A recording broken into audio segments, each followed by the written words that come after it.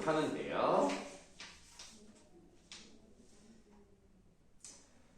1번, 2번.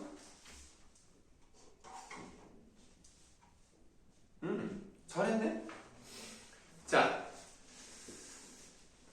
1번 윗글을 이해한 내용으로 일치하지 않는 것을 골라보라고 했습니다.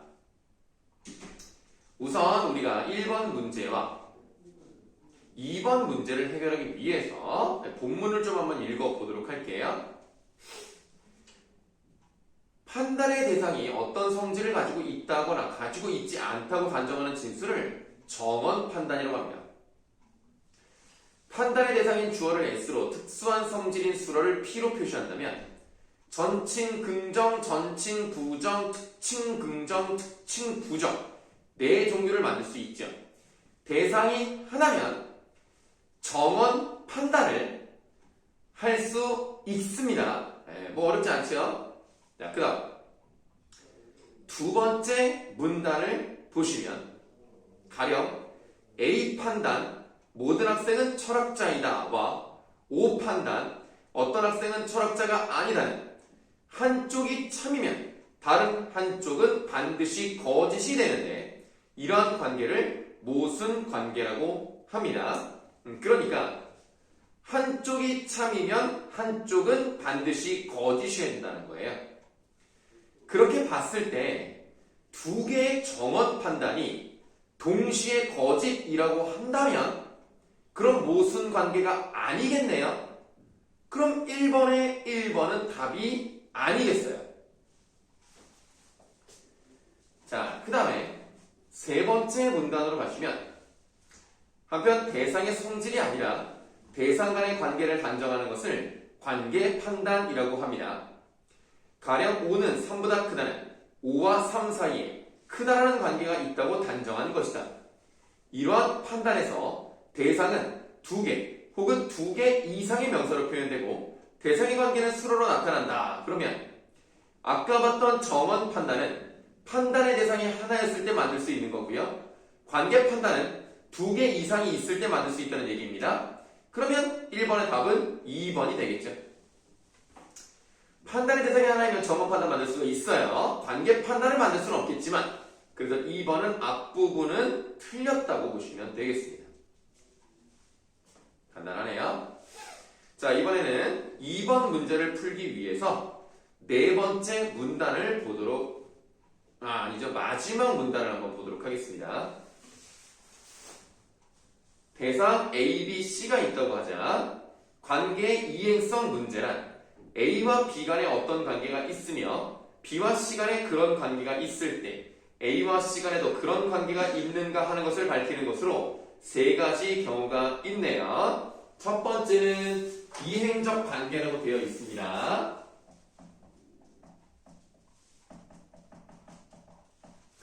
이행적 관계라고 하는 것은 A가 B에 대하여 어떤 관계가 있으며 자, A와 B가 관계가 있고요. B와 C에 대하여 또 그런 관계가 있어요. 그러면 A와 C와의 관계도 반드시 그렇다 라고 하는 거 그것이 바로 이행적 관계다 라고 생각을 하시면 되겠죠. 그 다음에 둘째는 반이행적 관계가 있네요. 반이행적 관계는 A와 B 간에 어떤 관계가 있대요. A와 B 그리고 B와 C 간에도 그런 관계가 있는데 A와 C 간에는 반드시 그런 경우가 없는 그런 것을 의미하겠습니다. 자, 셋째로 비이행적 관계죠. 얘는 A와 B 간에 어떤 관계가 있으며 B와 C 간에도 그런 관계가 있을 때 A와 C 간에는 그런 관계가 있을 수도 없을 수도 이거 뭐라고 표현했네? 있을 수도 없을 수도라고 할 때 좀 이렇게 이상하나? 이렇게 표현을 해볼 수가 있는 거죠. 그러면 2번 문제에서 갑은 A라고 보고요. 남산을 B라고 보겠습니다. 을은 C라고 볼게요. 그랬더니 병이 이 말을 들으면서 너희들 두 집 사이도 멀지 않겠구나 라고 말했습니다. 남산이 이렇게 있다고 가정을 하면 예를 들면 갑이라는 애가 여기 살아서 이렇게 걸어서 30분이 걸린다고 했죠. 그럼 을이라는 애는 여기 근처에 살 수도 있겠지만 이쪽에 살 수도 있는 거죠. 이렇게 가도 30분이 된다면 A와 B의 관계는 서로 맺어져 있고 을과 이것도 관련이 맺고 있으면 얘와 얘는 꼭 같은 관계를 가지고 있을 필요는 없다는 얘기죠. 그래서 이것을 파악했을 때 병이라는 아이는 왜 같은 곳에 살 가능성이 있느냐라고 봤다는 것은 이행적 관계로 봤기 때문이죠. 그러나 사실은 그럴 수도 있고 아닐 수도 있다는 점에서 비이행적 관계로 보는 것이 적절하겠죠. 2번의 답은 4번이 되겠습니다. 네, 갑과 을의 판단이 참이면 갑의 집과 을의 집의 거리는 반이행적 관계를 갖는다가 아니라 비이행적 관계를 갖는다. 2번의 답은 4번이 되겠습니다. 다음 3번의 답은 5번입니다. 4번의 답은 3번입니다. 5번의 답은 4번입니다. 어때요? 네? 괜찮죠? 네. 네. 다음 거가 네? 다음 거가 어려워요. 다음 거가 어려웠죠. 이해가 진짜 안 돼요. 알겠습니다. 이거는 사실 이해를 하는 게 아닙니다. 그냥 보는 거고요. 네, 이거는 이해를 하는 게 아니에요. 너무 어려워요. 네, 어렵죠? 자, 설명드려야 되는 문제가 6번, 7번, 8번.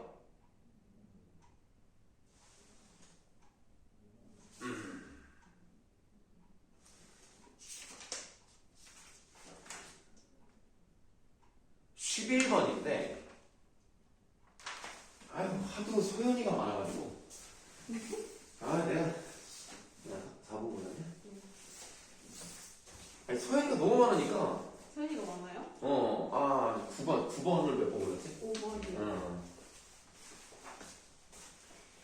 그러니까 이게 지금 이서연인지 임서연인지 최서연인지를 내가 실수로 이름만 적어가지고 헷갈리네. 성까지 다 적었어야 되는데 요 문제를 내가 지금 자 차근차근 한번 가봅시다. 설명할 게 많아요 좀. 근데 이게 지금 문제를 6개 중에서 4개를 설명을 드려야 돼서 좀 차근차근 좀 가보도록 하겠습니다.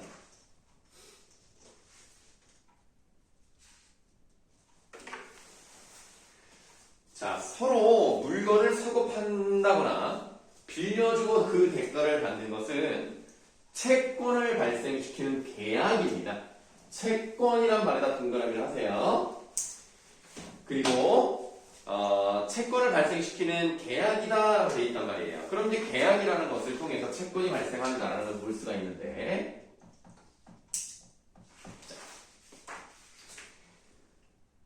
채권의 목적은 채권자와 채무자가 서로 약속한 것을 이행하는 것에 있어요. 채권은 계약 당사자에게만 영향을 미칩니다. 당사자. 즉 갑과 을이 계약을 맺었다면 이 사람들 사이에서만 채권이 영향이 있는 거죠. 미이행시 채권자는 상대방에게 채무 불이행 책임을 물을 수 있다. 반면 물권을 동그라미 하시고요. 반면이라는 말이 나왔으니까 채권과는 성격이 좀 다를 수 있겠네요. 물권의 목적은 물건을 지배해서 얻는 이익에 있으며 그리고 밑줄 하세요. 물권을 가진 자는 누구에게나 자신의 권리를 주장할 수 있습니다. 누구에게나. 채권과 물권 이게 크게 두 가지로 나뉘었다라고 생각을 하시면 되겠습니다.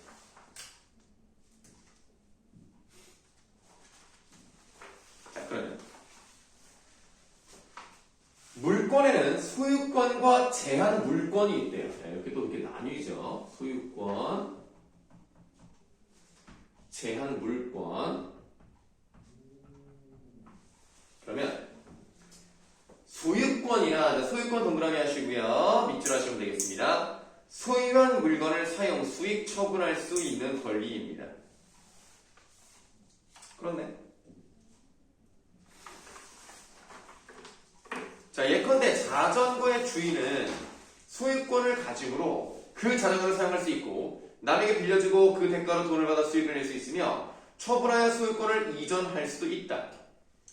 만약 그 물건을 처분했거나 소유권의 제한이 발생한 경우, 즉 물권이 변동되면 이를 외부에 알려야 돼요. 자전거와 같은 동산이란 말이 나왔죠. 움직일 동자에 재산 산자니까 고정되어 있는 부동산과 다르게 이동시킬 수 있는 그런 재산을 말하겠습니다. 네, 그런 동산은요, 점유하는 방식으로, 건물이나 토지와 같은 부동산은 등기하는 방식으로 변동을 알리는 것이 일반적인 방법입니다. 그래서 부동산 등기를 하는 거 알고 있죠? 자, 그 다음에 제한 물권은 타인이 가진 소유권에 제한을 두는 권리로 용익 물권과 담보 물권이 있는데요. 용익 물권에 동그라미 하겠습니다.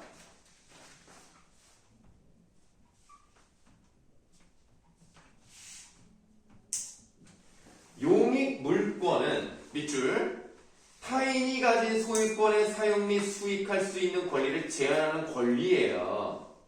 그러니까 이게 무슨 말인가? 왜 내게 아닌 타인의 소유권에 그거를 사용할지 말지 또는 그 사용하더라도 권리를 제한할지를 내가 제한할 수 있다는 거예요.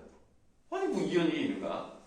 자, 그래서 이런 것들은 지역권과 전세권이 있습니다. 이게 또 나뉘어요 지금.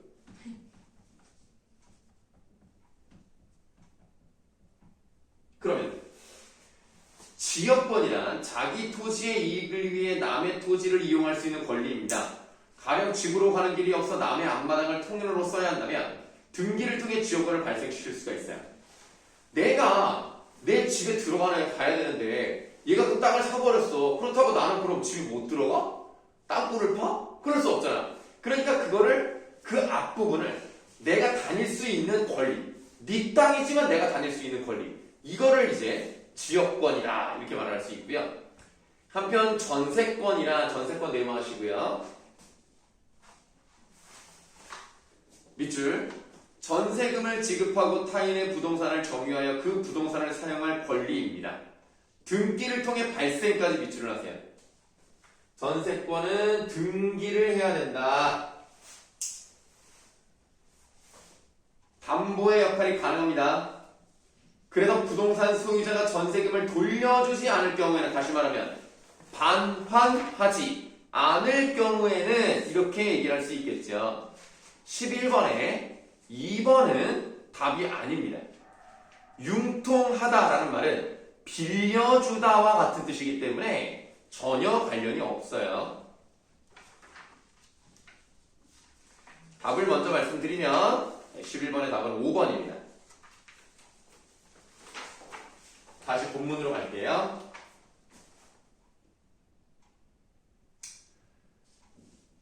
자, 돌려주지 않을 경우에는 밑줄 전세권을 가진 자가 해당 물건을 경매하여 다른 권리자보다 우선하여 전세금을 변제받을 수 있대요. 자, 이런 말이 나왔어요. 경매를 할 수 있어요. 땅 주인이 내가 여기다가 이제부터 농사를 지을 테니까 세입자 나가. 그러면 당연히 돈을 돌려줘야죠, 보증금을. 근데 이게 안 돌려주네? 그러면 경매를 할 수가 있고요.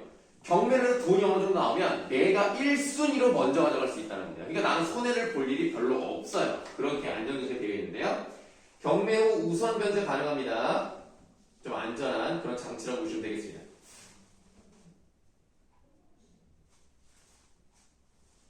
그런데 일상생활 속에서는 전세라는 용어가요. 메모하세요. 임대차 계약의 임차권. 이 얘기네요. 의미할 때가 있는데요. 전세권과 달리 임대차 계약은 뭐라고 되어 있습니까? 채권 계약이니까 우리가 지금 보고 있는 물권이랑 관계가 없이 이쪽으로 가는 거예요. 그래서 여기에 임대차, 임차권 이거랑 관련이 있는 것이다. 이렇게 보시면 되겠어요. 임대차 계약이란 밑줄 임차인이 임대인에게 보증금을 지불한 뒤 주택에 거주하고 정해진 기간이 되면 보증금을 돌려받고 나가는 계약입니다. 뭐 저기 서연이는 집안이 또 부유하니까 아마 이제 집이 있겠죠. 그러니까 이제 그러니까 부모님 소유의 집이 있겠죠. 근데 이제 선생님처럼 조금 가난한 사람은 전세에 살고 있단 말이에요. 그러면 전세는 이제 집주인이랑 계약을 하게 되겠죠. 그랬을 때 집주인에게 이제 얼마를 줍니다.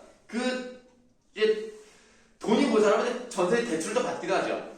주고 보통 전세 계약이 몇 년인지 알아요? 2년? 2년입니다.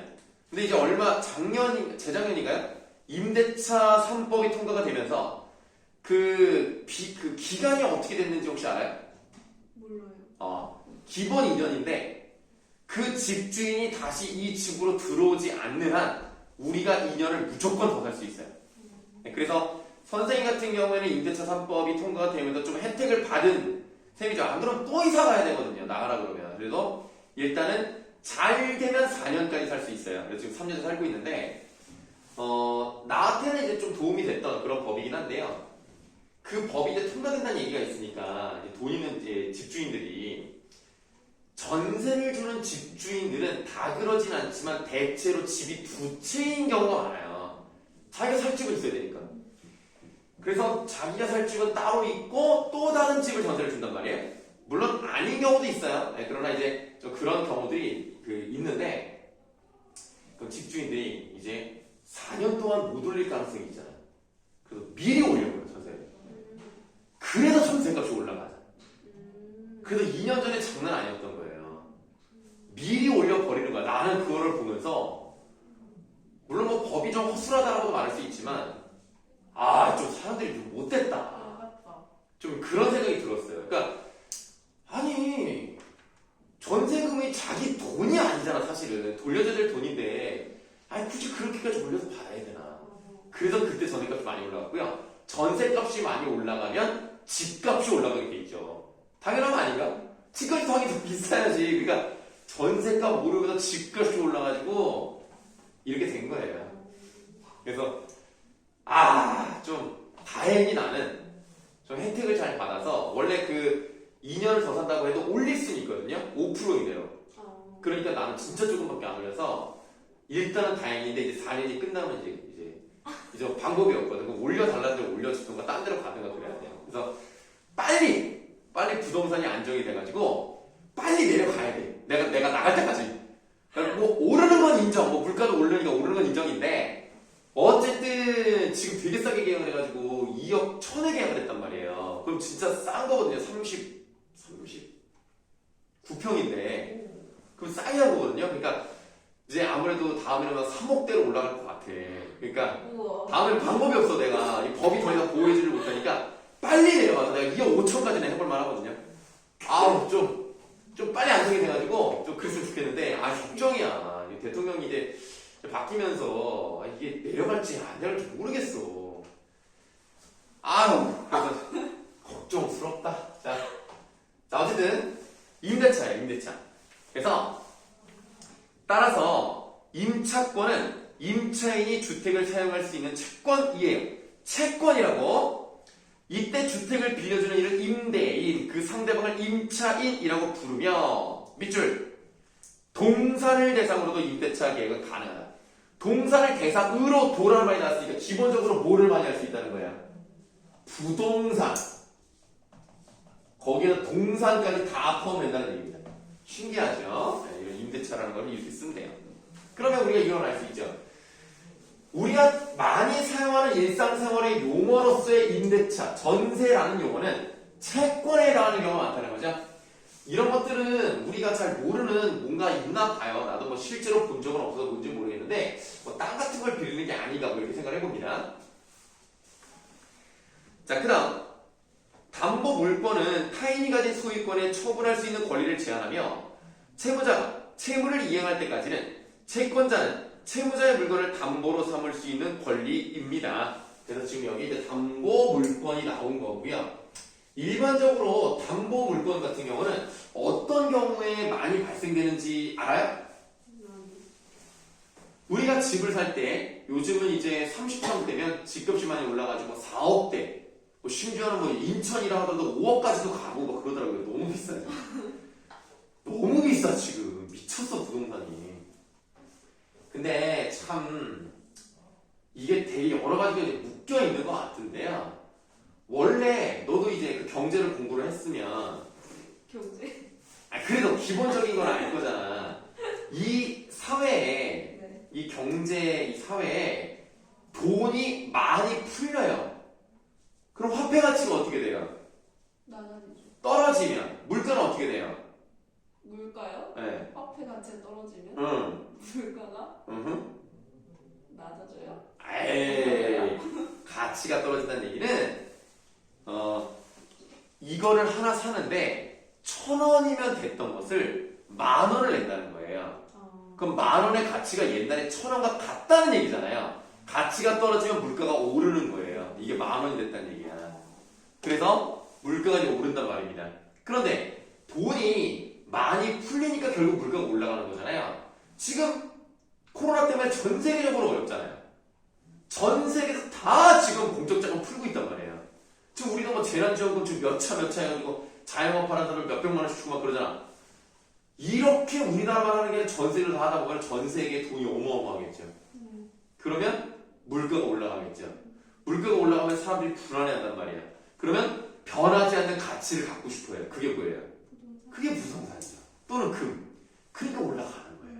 그러니까 지금 우리나라가 임대차 3법 그리고 돈을 더 벌겠다는 사람들의 그 돈 있는 사람의 욕심 거기다가 이 코로나 팬데믹 이런 것들에다가 이제 그 공적자금 이제 풀어 이게 다 섞여서 거기에다가 이 푸틴 그 새끼가 그 원유값이 올라가니까 물가 장난 아니야. 지금 미국이 7.9% 올랐어. 오. 1년 동안 너무 심하지 않냐? 아. 우리나라는 3점 몇인데 7점. 진짜 많이 오른 거예요. 7.9면 40년 만에 최대로 오른 거네. 대박. 그러면 물가가 오르면 정부에서는 어떻게 해야 돼요? 정부에서요? 물가를 낮추기 위해서는 어떻게 해야 됩니까? 뭘 해야 될까요? 돈을 줄여야죠. 아. 화폐 가치를 높여야죠. 그럼 돈을 줄이려면 뭘 하면 돼요? 세금.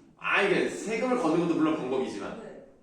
금리를 높여요. 아. 금리를 높이면 일단 두 가지 장점이 뭐냐면 사람들이 저축을 하기 시작해요. 근데 그보다 더 중요한 것은 금리가 오르면 대출을 많이 안 하지. 비싸니까. 그럼 사람들이 돈을 많이 못 빌려.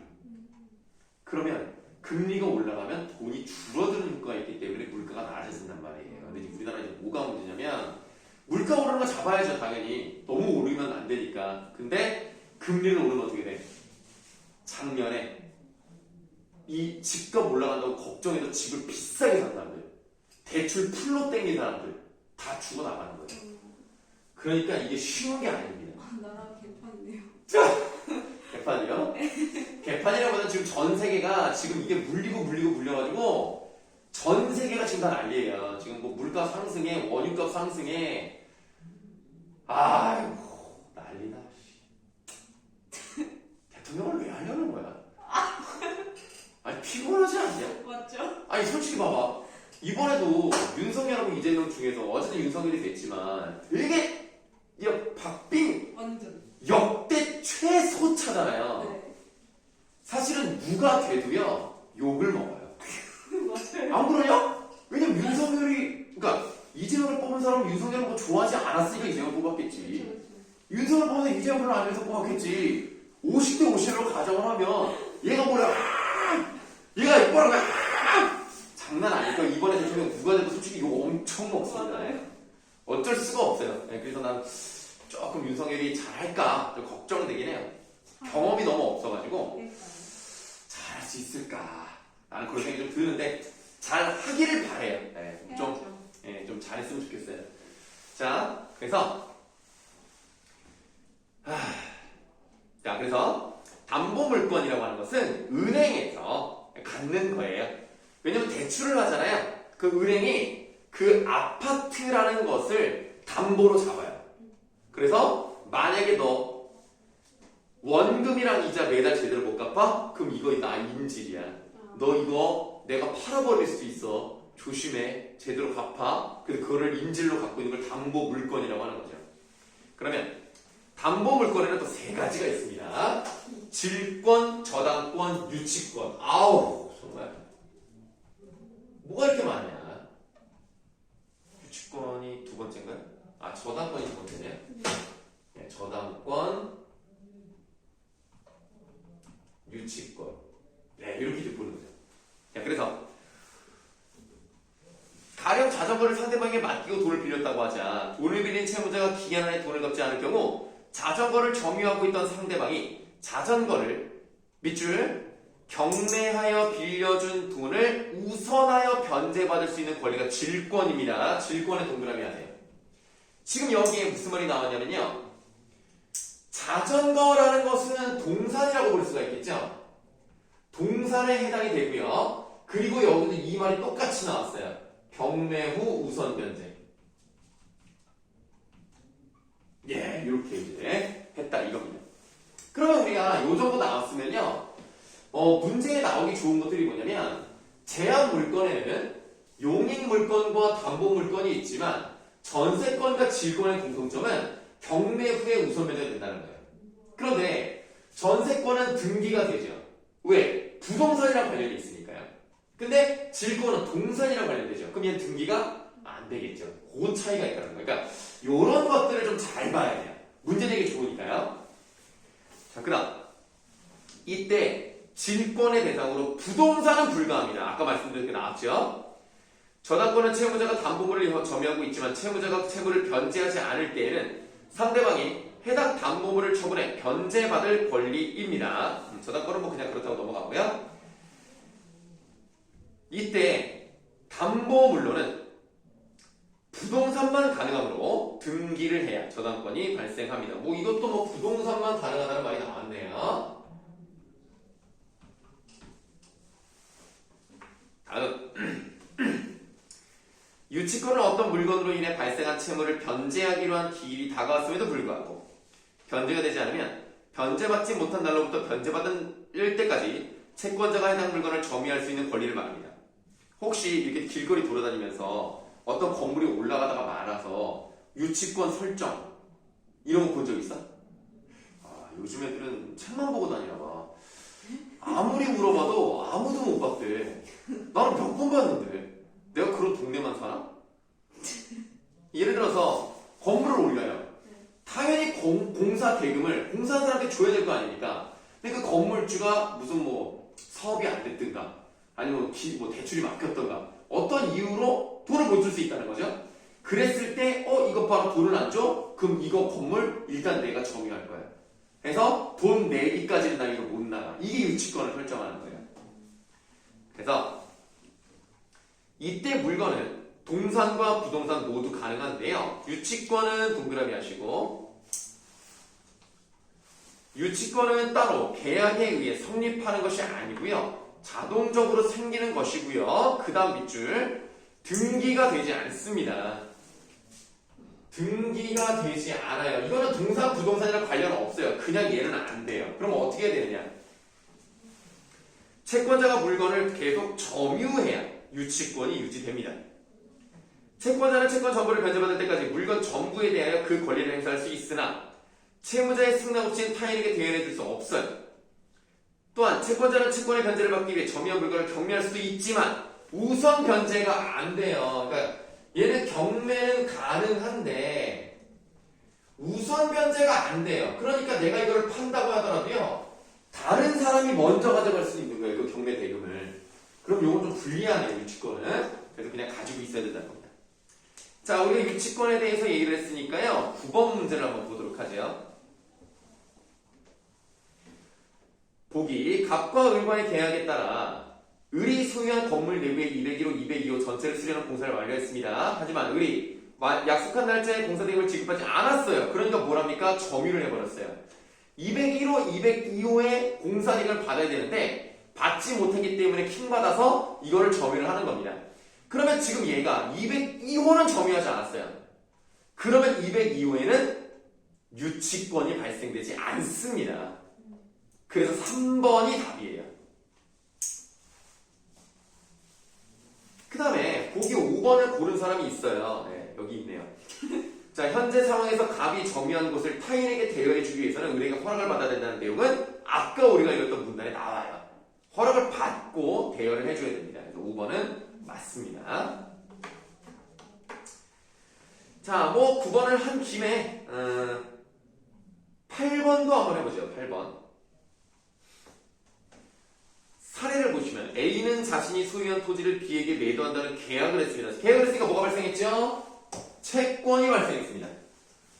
한 달 뒤 소유권을 이전하기로 했고요. 다음날 A는 그 토지를 더 비싸게 사려는 C에게 매도하고 바로 그날 소유권을 이전해 주었습니다. 소유권은 뭐예요? 물권입니다. 달라요. 그러면 일단 학생 1을 보세요.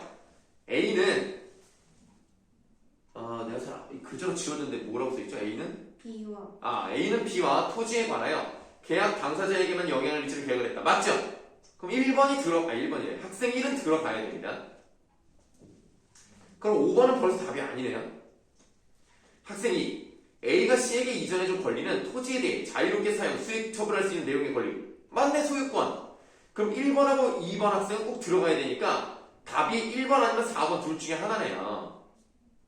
예, 그런데 요거는 좀 더 읽어봐야 되니까 일단 여기까지만 해결을 해보도록 하겠습니다. 1번 아니면 4번이 답이고요.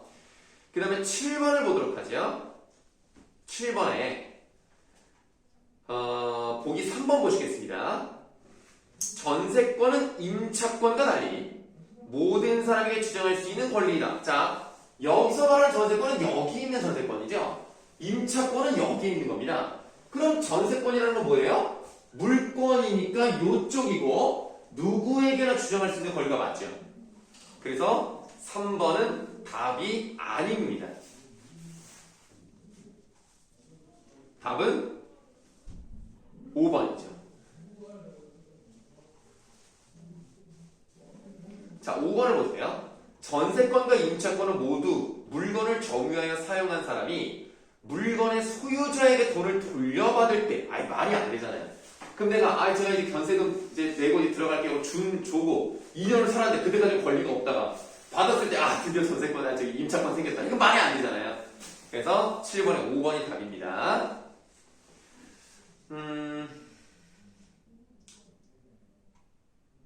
자, 그 다음에 6번도 해볼게요. 6번에 일치하는 걸 골라야 되겠습니다. 보기 3번을 보세요. 물권의 변동이 동산에서 발생하면 등기를 통해 알린다. 동산은 등기가 안 돼요. 3번은 답이 아닙니다. 4번 보시겠습니다. 지역권은 해당 소유물을 팔 수 있는 권리를 제한하지 않는다. 다시 말하면 지역권은 어딨죠? 지역권은 용익물권이에요. 그 사람이 어떤 물건을 사용할 때 내가 그 부분의 어떤 부분, 일부를 제한할 수 있는 거지 소유권을 제한하는 건 아니에요. 걔는 마음대로 팔 수 있어요. 그래서 7번이 된다.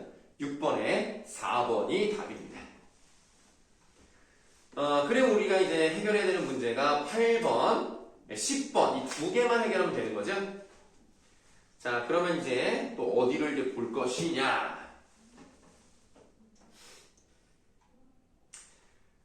마지막 문단, 그 알파벳 E 부분이 있는 거기 한번 읽어보도록 하겠습니다. 자, 밑줄 해볼까요? 동일한 물건에 대해 물권과 채권이 함께 존재한다면 권리의 관계는 물권이 채권보다 우선합니다. 그렇네. 우선해요. 물권 우선입니다. 그러면 8번 다시 한번 보시면 학생 3회 대사 동일한 토지의 B와 C의 권리가 서로 충돌하고 있네요. 아니요, 충돌하지 않습니다.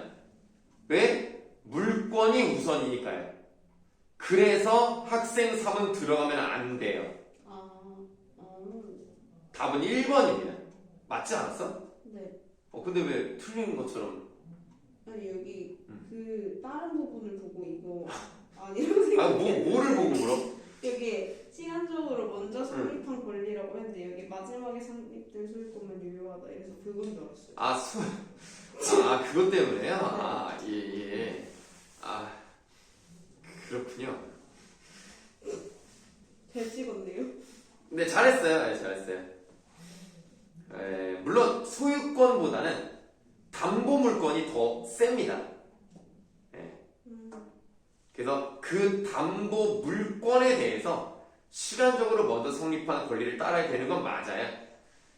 어쨌든 물권이 우선이기 때문에 충돌하지 않는다라는 겁니다. 1번이 답이 되겠습니다. 10번의 답은 4번입니다. 네, 이렇게 해서 이제 설명을 다 드려봤고요.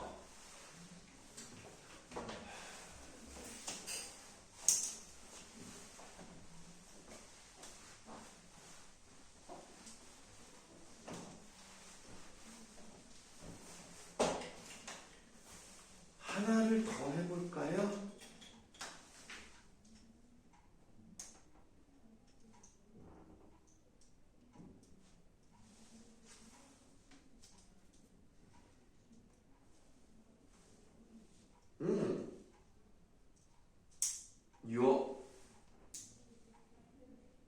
아니 너희들 아니 훌륭하구나. 서연아 한번 답 좀 불러봐. 12번에 1번 다음 1번 2번 4번 3번 3번. 야 훌륭한데? 다 맞았어요? 두 학생 다 맞았어. 우와 와 신기하다. 대박. 아니 뭐 어려웠다더니 잘하는데? 너 모의고사 쪽이야?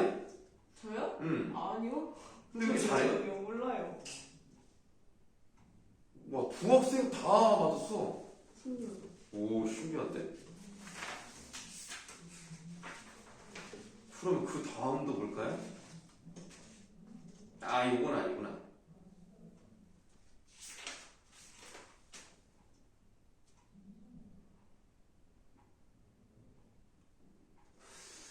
요거 한번 설명해 볼게요. 이건 뭐 금방 끝나니까.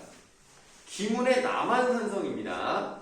내용은 그냥 안 볼 거예요. 자, 18번에 1번, 19번에 4번, 20번을 많이 틀려요.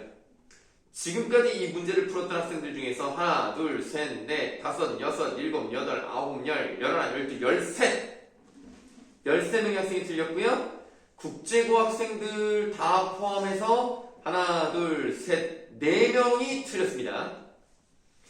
자, 그러면 20번의 답은 3번입니다. 한번 설명 좀 해볼래요? 왜 3번을 골랐는지?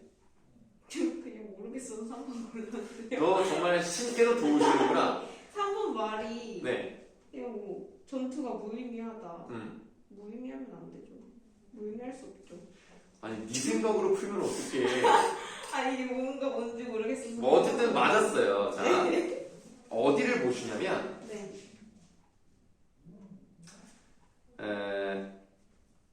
그 중략 보이죠? 네. 중략에서 위로 3줄 올라가시면 최명길이 된다. 아직 내실이 남아있을 때가 화친의 때이옵니다. 내실이 없으니까 물러나는 게 아니라 내실이 남아있을 때 화친을 해야 된다는 얘기예요. 그래서 C가 잘못된 겁니다. 자, 그 다음에 보통 틀리는 학생들은 4번을 많이 골라요. 힘들더라도 적과 전투를 하여 맞서야만 화친의 길도 열릴 수 있다. 이거는 어디에 있냐면 기역으로 되어 있는 부분에서 하나, 둘, 셋, 4줄 내려가셔서 화친은 곧 투항일 것이옵니다. 화친으로 적을 대하는 형식을 삼더라도 지킴으로써 내실을 돋우고 싸움으로써 맞서야만 화친의 길도 열릴 것이며 라고 되어 있어요. 그러면 4번은 그냥 맞죠. 근데 사실 이 문제가 조금 잘 안 풀렸어요. 글의 내용이 어려운 게 아니라 이 20번이 좀 짜증나는 문제였어요.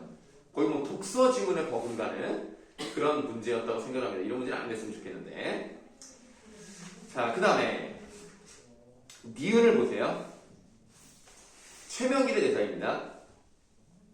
싸울 자리에서 싸우고 지킬 자리에서 지키고 물러설 자리에서 물러서는 것이 사리일치인데 그게 이치에 맞는 것인데 여기가 대체 어느 자리이겠습니까? 결론적으로 최명길이라는 사람은 싸움을 그만하자 이거야. 이러다 다 죽어. 그러니까 화친을 맺어서 끝내야 된다. 이 주장이에요. 그래서 21번에 2번을 보시면 임금에게 적과 싸우는 것과 성을 지키는 것 중 성을 지키는 것을 선택하는 것이 옳은 것임을 강조하는 게 아닙니다. 지키지 말자. 빨리 화친을 맺어야 된다라고 얘기하고 있어요. 그래서 2번이 잘못됐고요. 그 다음에 리을이 있는 부분이 있습니다. 리을에서 최명길이 말을 하는 건데요. 장마가 지면 굴이 한 골로 모이듯 말도 한 곳으로 쏠리는 것입니다. 성 안으로 들어오기 전부터 묘당의 말들은 이른바 대의로 쏠려서 사세를 돌보지 않으니 대의를 말하는 목소리는 크고 사세를 살피는 목소리는 조심스러운 것입니다. 자, 대의라는 건 뭐예요? 명분을 찾아서 큰 뜻을 이루겠다 이거거든요.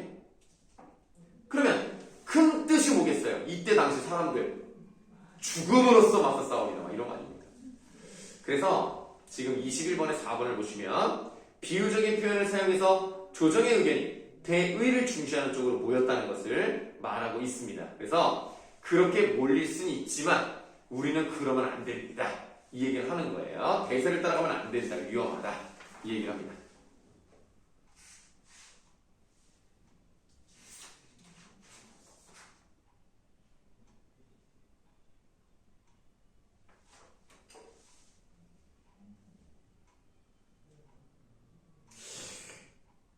되게 잘하는데?